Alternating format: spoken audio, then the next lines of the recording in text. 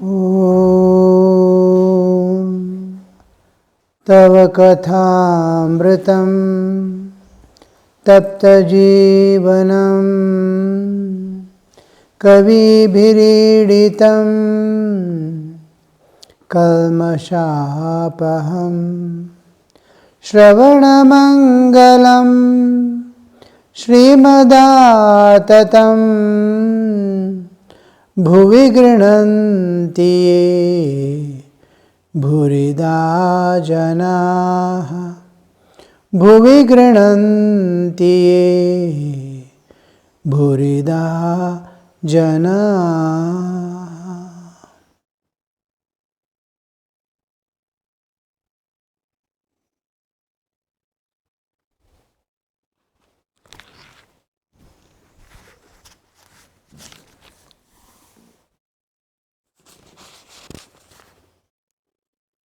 The Gospel of Sri Ramakrishna. In Sunedra's house, singing is going on, Sri Ramakrishna is singing. We have finished the 2 stanzas of the song. We move to the 3rd. Both day and night I swim among its waves, chanting thy name, thy saving name. Yet, even so, there is no end, O my mother, to my grief. If I am drowned this time in such a plight, no one will ever chant thy name.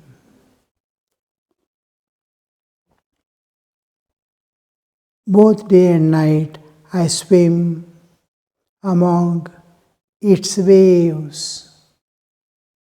The samsara, samsarati, it is constantly moving, constantly changing flux. It is eternally in motion. Waves after waves keep on coming. There is no end. How to transcend and go beyond? How to pass through this sea to the other shore? This is considered as a sea, and we are in one shore, and where we have no place to stand. The waves are constantly hitting. The other side of the ocean is seen or is deemed or known, or the scriptures and the people who go there claim it is free from all pains and suffering, and a place of peace, eternal, bliss, infinite, and non-stop. So that status we see standing here. I am looking at the other shore as if, at least mentally, I am viewing that when will I cross this?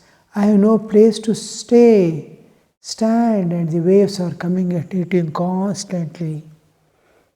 And how shall I go to the other shore where there is peace and peace alone, where there is joy and joy alone, where there is love and love alone?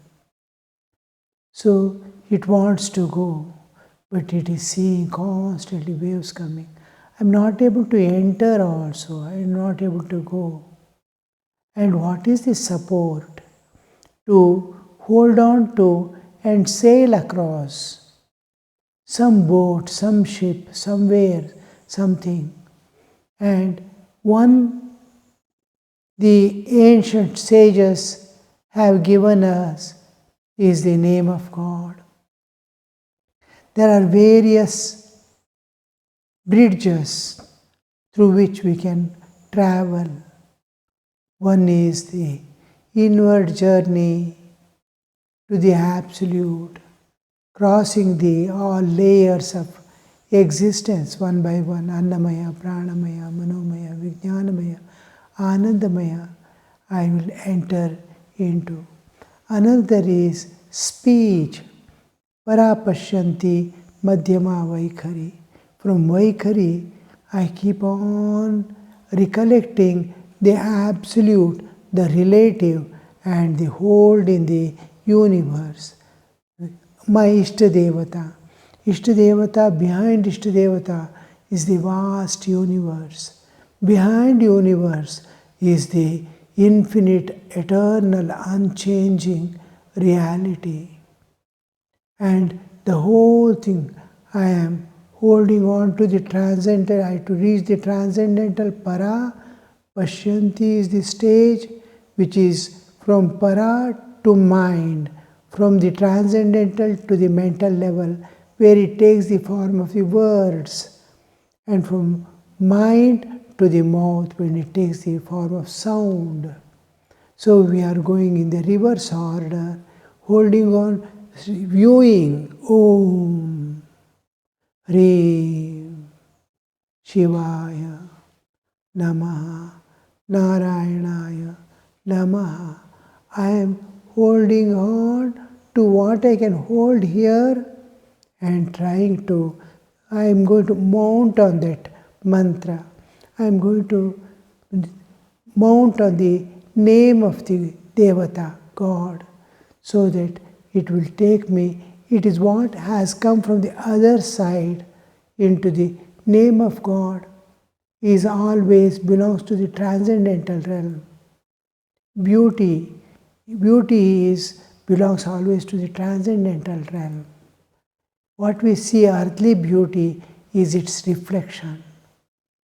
So from the transcendental, it is coming to our relative existence.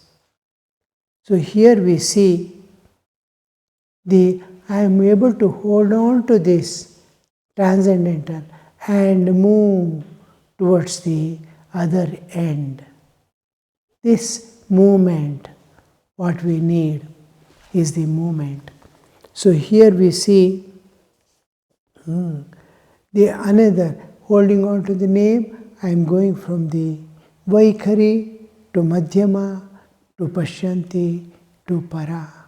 I am crossing the ocean of samsara. And other is to Leela Dhyana. God, when He comes down, not only name He leaves a Leela also behind, contemplating on His divine play that He enacted in this world. Slowly we land in that, and immediately we reach the eternal, because it belongs to the eternal present. So loving God and becoming one with the God, I am trying to enter into the realm transcendental. Similarly, we have the singing the names and glories of God, Guna, then Rupa Dhyana. All these are various modes of transport for us from the relative to the transcendental. Now, this poet, saint, is holding on to the name of God to travel to the other end. And he is holding on such a way that it is like a boat, small boat, fishing boat and all we see. Like that, a small boat which can take me to the other shore. So I must be safe there. And as I am traveling, holding on to that, waves after waves are passing. I am passing, being shaken up and down in each wave, and my boat is traveling. And how far am I to go? So many days over, so many years over. My life is going as if in vain without reaching the shore. Will I be drowning myself in the middle of the ocean? Both day and night I swim across its waves, chanting thy name, saving name. Yet, even so, there is no end, because the distance is long. Life is short. Always the spiritual journey is a very long journey because of the amount of load that we have acquired. One of the tendencies, we have to go on cleaning, inner cleaning to reduce the weight. If you want to go to the higher levels of existence, you have to go on reducing the weight. Last, you see you cannot carry any weight. Like that, our weight is, the gravity is heavy because of the karmic load that we are carrying. The karma at least will drop off with knowledge. But knowledge dawns only when the vasanas go away. The tendencies have acquired lives after lives. These tendencies have to go, die away. Vasana, Vasanakshaya and Tattvajnana happen at a time. Light coming and darkness going happen at a time. So this Vasanakshaya is the most important thing to destroy the Vasana. This destruction of Vasana is when we live in the world with all others in activity, with intense movement and intense relationship. I have to transcend all my tendencies pertaining to the world at gross level of my transacting with people. During the transactions, I work together, I do things together, I eat together. There I must see that I am not affected. When I am completely free from all temptations, fear and anxiety in the world with all people in gross level, then I can be free from the gross state and enter into solitude, where the inner subtle vasanas, tendencies start dancing about. If I enter into solitude when all external attractions and repulsions are in very tremendous force, if I try to enter within, nothing will happen because the situations do not arise. Years after years I can sit silently, calmly, think I am thinking of God, nothing to worry, nothing to, I am within myself. But any time you come out, you are the same old person, tossed by the attractions and repulsions. And passing years after years, you not attain anything because at gross level it is still there. Once you cross the gross level, amidst the people, you are taken now by the nature itself to the inner world of silence. And here you see the subtle, sukshma, rupa, vasanas start coming out. And there you will, through viveka, through prayer, through singing the names and glories of God, in silence, in solitude, you will overcome these. Finally comes in causal form, it will remain as a seed, like extreme winters of North India or Western countries, where all plants and trees shed their leaves and all plants die away, which are there but bulbs remain. All this dahlia and all, you will not see even its life is there, but bulb is there below. The seeds which have fallen are still there. The moment it rains, all will stand up again. So that seed remains within at the causal level. This is to be removed only by dhyana in samadhi sthiti. Through samadhi sthiti, we destroy this seed. It becomes dagdha bija. No more it can germinate. It is like a fried seed which can no more germinate. So this is from gross, we move to the subtle level of subtle to causal. All the vasana. That's why it takes long, long journey. If load is less, if we are pure to the core from the birth, If we are not acquired any vasanas newly in this life, then it is so smooth. It is very quick. But by the time we come to the awareness, oh, where I have to go, we would have already acquired sufficient dirt from this world, from this life. Because of the small tendencies of the past, I might have indulged myself in the world, acquiring the worldly tendencies, putting all the old tendencies alive, watering them nicely. I might have grown the plant. Now it takes longer time to call upon God, longer time to serve this world in various ways. Whatever possible way I can serve, I have to serve, because otherwise bodily existence will be wasted. Without utilize, I've got so many faculties. All faculties must be utilized to go towards God. Body is there, serve and worship. Mind is there, do the constant unbroken japa of God. Heart is there, love and sing. Then intellect is there, sit and meditate, discriminate between the real and unreal. Will is there to transcend all the limitations put upon you. So all these faculties that we possess, we utilize to go forward. So we should not allow any faculty to waste away without being utilized. All these are simultaneously utilized, and in such a way that time is not wasted, energy is not wasted.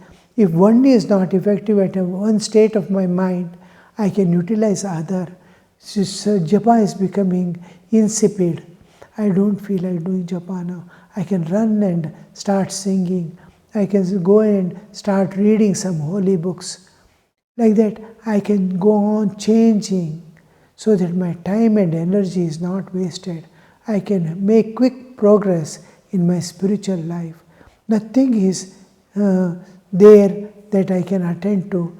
Run and serve the people, clean the process, something run about and do. So all these are one of the important factors that balances all these aspects of our life. All these aspects of our sadhana is singing the names and glories of God. Bhajans take an important course in spiritual life to balance all the various factors that are working within, and various faculties I am going to use in different ways. These are balanced, and the equilibrium is brought to make my sadhana stable. Otherwise it will be shaking. Now and then I feel, oh, I may not be able to, I will not be able to do. No, there will be stability. There will be just bhajans, an important part of the spiritual life, which balances everything and may give stability and balance and keep you in equilibrium. So this moves. So here the journey is long, life is short. There is no end. Oh Mother, to my grief is because I have not reached the end. I am somewhere stuck in the middle. I am not able to come back nor go forward. Such is the state. And going, waves after waves I am passing through, but no end, because the journey is so long. And if I am drowned this time in such a plight, because all the people with whom I am associated, who are aspiring to see someone crossing, then you will see, oh, we are in school also. We are able to, when we are small children, when we are made to join the school, we see the next higher class students are finishing their course and going ahead. Oh, he has passed exam. The joy of passing and crossing and going ahead, they see, yes, I too can go. There is a way to go is one factor, and I can do that. I see the other person going. So he sees his ahead going. He sees his ahead going. So it's a chain in which I will be reaching there through this chain of development. So everybody is doing his own way to go across this world of samsara, and seeing the other man who is ahead, whether he is moving or not, whether he is progressing or not. If in a school all students are going to fail, then nobody will join that school again. And those who are there trying to aspiring for the higher class will retire to and go somewhere else. So similar example he is giving, I am somewhere in the middle, others are at my back. They are seeing me. If I drown, they will immediately turn back and go away. So this, you see that I am safe for the sake of the future generation. I reach and I will be an example for the others who come in future to make me reach that. So here we see the song ends again. He sang one more song. Sri Ramakrishna did not end with that song. He continued. Once the bhava enters into a person, we usually see, especially in spiritual life, and we had the great occasion in our life to meet the senior Swamis who have lived a holy life throughout their lives and are at the evening of their life sitting somewhere in Arogya Bhavan and places like that, in small ashramas here and there. And they are, when we go and approach them, the way in which they talk to us lovingly and explain to us so many things.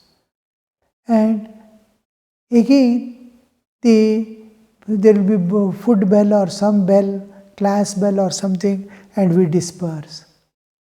With that, it doesn't end. The Swami keeps his thought waves were trying to express something beyond. The nature of every person, every human, is to expand, is to very nature, because he is human. In other animals and all the species in the world, they don't want to progress or grow. The prosperity is not expected or seen. You will not see a monkey or a dog to aspiring for higher life or higher expansion of consciousness. But in human alone, there is, I want to know more. I want inquisitiveness. There is the tendency to know, tendency to move, tendency to gain something, to expand in every possible way. So this tendency of the devotee and the tendency of the elderly Swamis to flow, give that more and more knowledge. After the next day when we see each other, immediately he holds the hand and makes us sit by the side. I told you up to this yesterday. Now you listen. What happens the next? The stage. I don't know. We'll be meeting again. I want to tell you something more. Because you are listening. You are aspiring. And he continues. He continues. Suppose I stay for 4 days. The 4 days also, it is there in his treasury. So much of knowledge and experiences. So many reminiscences. So many things he saw and experienced. All that he wants to pour, because he is in the ending stage, he wants to give and go away. And this person wants to achieve and expand. It is the same thing is happening in Sri Ramakrishna. He wants to give more. He wants to give more. People are aspiring with eyes without winking. They are looking at the Master, and their mind is blooming in the another world of divine love. Again he sang, "Repeat, O mind, my mother Durga's hallowed name. Whoever treads the path, repeating Durga, Durga, Shiva himself protects with his almighty trident. Thou art the day, O mother, thou art the dusk and the night. Sometimes thou art man, sometimes thou art woman. Thou mayest even say me, step aside, go away. Yet I shall cling to thee, O Durga, unto thy feet. As thine anklet I shall cling, making thy tinkling sound." This is the first paragraph of the second song. The earlier was a little negative way of approaching God. Oh, what will happen to me? Here it is positive way of approaching. Sometimes the moods change. Sometimes we feel dejected in the sadhana. Sometimes we feel elated in the sadhana. When we see time passing and nothing happening, it feels, where is the truth? Where is reality? Will I be able to reach? Will the grace of divine descend on me? All these things, it is a little negative approach, but leads to the surrender. The other way is to have positive attitudes. Yes, he has attained, she has attained. How they cling to the mother, I too shall do that. Positive way. This also leads to the surrender. Both ways are leading to the surrender. According to our moods and changes within us, we will be holding on to the one or the other. Now, in the first song, we saw Sri Ramakrishna giving the other way, almost as if he is tired of walking through the sadhana. The terrain is rough and the journey is long. It doesn't end with the dusk coming. Again the night comes, again the dawn comes, and the days pass in sadhana. Here we see in the second song, the whole thing is changed. That is, everything is positive. Yes, I will do, I will hold on to. This I can do, I will do. This I is not a egoistic I, but an I of surrender. The I that is supported by the faith in the divine. There is the bad ego is there, which is self-dependent. The ripened ego is divine dependent, God dependent.